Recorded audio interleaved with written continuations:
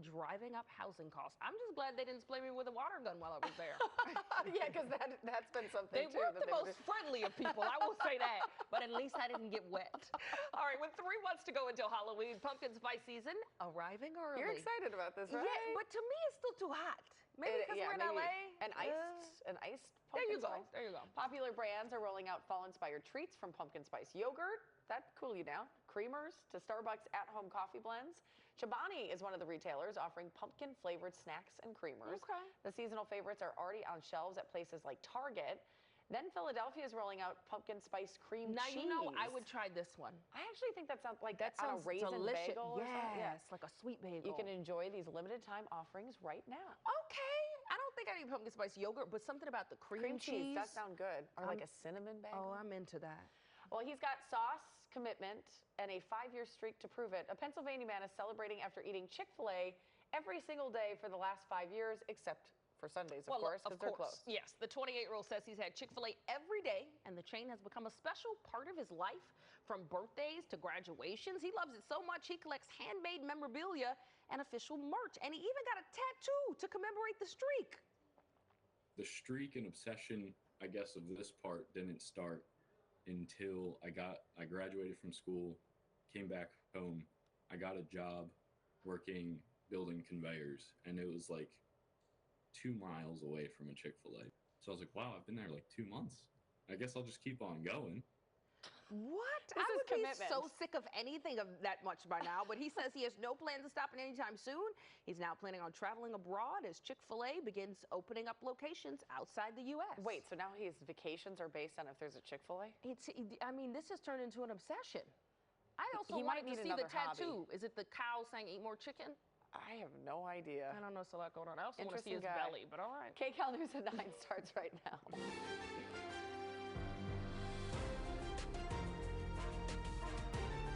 This is Kcal News Mornings.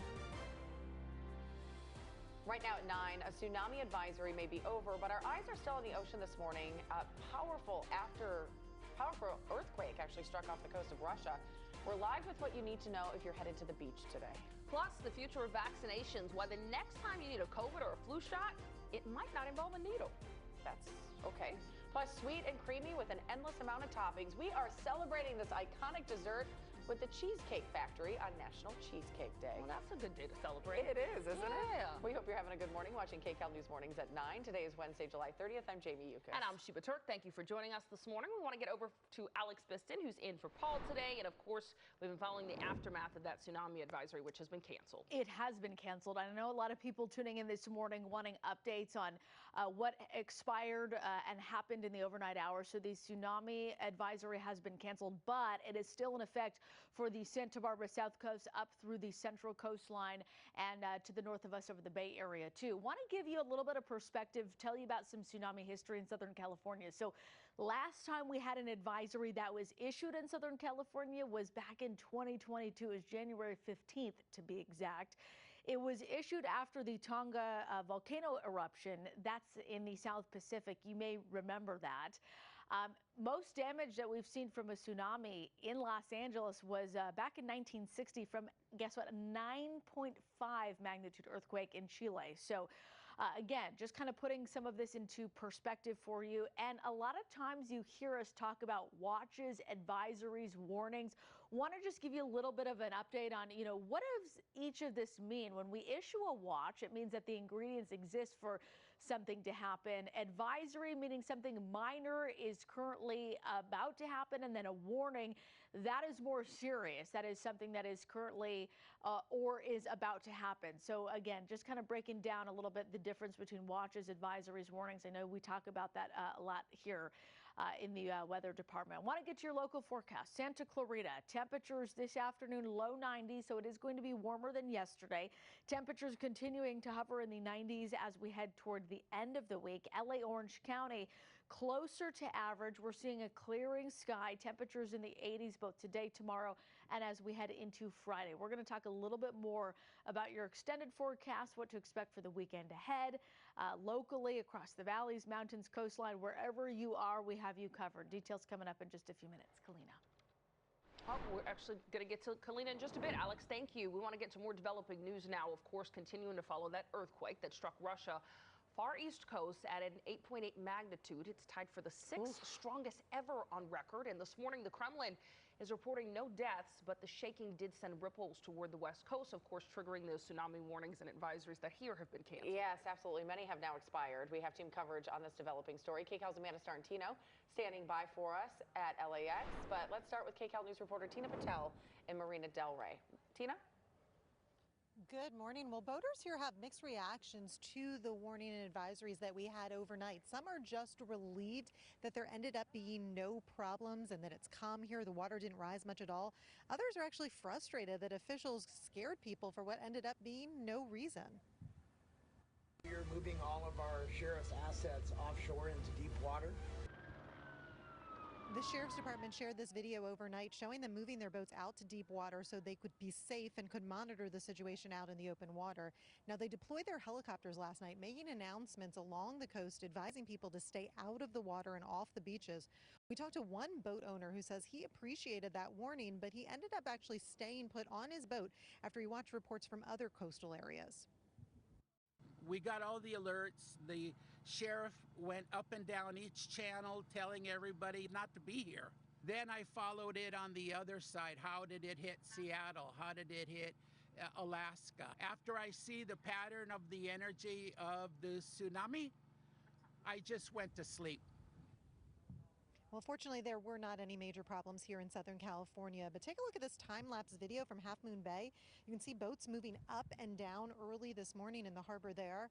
The National Weather Service says this video shows how a tsunami is not just one wave, it's a packet of waves that can last for several hours, and the rapid surge of water can create dangerous currents. Now, late last night in Hawaii, the surging water did flood a parking lot of a harbor on Oahu's north shore. News crews say the waters reached ankle height before receding about 5 minutes later. Overnight, the tsunami warning there was downgraded to an advisory, but emergency management in Hawaii still is advising people to stay away from beaches and shorelines. And as we come back live, even though beaches now from Ventura County to Orange County have been reopened now that our advisory has expired, there are still officials that say there could be currents underneath that are kind of abnormal, stronger than normal. So they're still advising people to have caution because they say boaters and swimmers can't always see what's under the water. They just think that they should be a little bit cautious for the next day or so as we kind of wait to have this energy completely dissipate. We'll send it back to you. Yeah, I know I'll be staying out the next couple of days. Tina, thank you. The advisory for our area may have been canceled, but we are seeing impact on the airport. That's right. Kcal News reporter Amanda Starantino continues our team coverage live at LAX. Good morning, Amanda. Good morning. Well, summer travel is in full swing here. We have families coming and going. And taking a look at the boards here, we've been watching the ones here at United all morning because that's where we saw the most cancellations. And right now, we're really only seeing one cancellation for a flight to Kona at 9:20. It seems like after 9:30 a.m., all flights are starting to pick back up. I spoke with one family with triplet boys. They're on their way from Waco through LA. They were having a layover in Hawaii and are planning to go to Sydney. So take a listen to the voice. I was kind of scared at first because, well, of course, it's a tsunami. But when I really realized it was just a tsunami warning, I started to calm down a little bit. I feel kind of bad for the people flights that did get canceled because I'm sure they've been waiting a while to go. And so now they're going to have to wait and get like days taken off of where they wanted to go. So that's kind of sad for them. Well, some travelers earlier this morning got on their 7 a.m. flights out of LAX, faced delays that turned into cancellations overnight. Flights this morning starting to resume and get back up to speed. Last night, dozens of flights were canceled or rerouted back to LAX. Some Hawaiian airports shut down temporarily, creating a ripple effect worldwide. Passengers camped out in terminals overnight there, waiting out the uncertainty, while tourists in Hawaii waited out the waves coming straight for them. Take a look. We need everybody to start clearing out of the water. This is from a hotel in Waikiki. You hear lifeguards urging people to get out of the water, clear the beaches, and to get to higher ground. A family from Alhambra vacationing there said locals and tourists drove inland to stay safe. They waited in their cars. Some even just went to the movies. They returned to their hotel around 1 a.m. exhausted but relieved.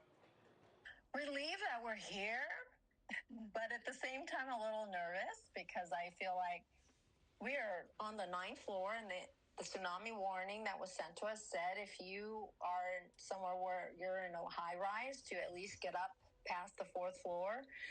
But, I mean, we have the ocean right outside our window. All right, so airport officials urge travelers to check their flight before getting to the airport. Also, no major issues at LAX this morning. A lot of travelers I spoke to that are heading to Hawaii say they're just ready to finally say aloha. Back to you guys. All right, Amanda, thank you so much. Wishing the best to all those who are traveling.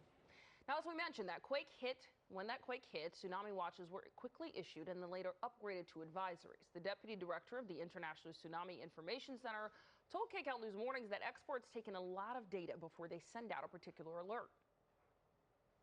When you're far away from the tsunami, you don't have any strange offshore bathymetry like the case of Crescent City, then what you really have is just really strong currents. And that's when we issue this advisory level. That was something that the National Weather Service introduced like over 20 years ago to distinguish between these waves, big waves causing inundation, for which we issue a warning, versus then these other lower level threat messages, which are an advisory. And this was pretty much the extent of the earthquake's impact on Southern California, with waves of less than a foot. But in places north of us, like Crescent City, they saw bigger waves overnight. Quite a different story on Japan's Pacific coast, where giant swells reached as high as 4 feet in some places. Near the epicenter in Russia, seals were scared off the shores as the ground shook. All right, let's get over to Kalina now and checking on our roadways on this Wednesday morning. How are we looking? Hi, good morning. So things are calming down a little bit. It's 9:09 in the morning, so that typically happens. I know it doesn't look like it, but I promise you. Westbound 134 before the 5 freeway, though, I still have this crash. Left lane is blocked off. There's a 16-minute delay from Figueroa to the 10. Just a 6-mile stretch. Give yourself a 10-minute head start to make it on through. The 10 and the 6 are looking much better. The 5, we're seeing yellow there. Long Beach, you're looking good on the 405. I do, though, have traffic on the 405 southbound through the Sepulveda Pass. Here's our next traffic camera. The backup is 33 minutes from Roscoe to about Sunset. It picks up, but then you slow down again once you hit that 10 freeway. Here's Orange County. The 57 looking much better. The 5 easing up in Anaheim. This, though, is a look at the ride in Santa Ana, where you can see that backup is about 27 minutes from the 22 to the 133. And that 405 is still slowing down through Westminster this morning. The 57, though, just 17 minutes from Lambert to that 522. So if you want to leave a little bit earlier, maybe 5-10 minutes, that'll help you out there. Cajon Pass and the IE looks great. 91 much better. The 15, though, heading southbound, still trying to recover from an earlier crash. Ladies, back to you. All right, thank you so much, Kalina. We actually want to get to some breaking news at this hour. Kcal is overhead in the Hollywood Hills. The LAPD says it responded to an attempted burglary in the area at around 5 o'clock this morning. They say a male suspect broke a window but did not get inside the home. He then took off, and investigators are looking for him now. Right now, it's not known if the owner was home at the time. Oh, scary situation there. Absolutely. Time right now, 9:10. Still ahead, turbulence can make any flight more nerve-wracking, but it seems to be getting worse. Experts think they might know why.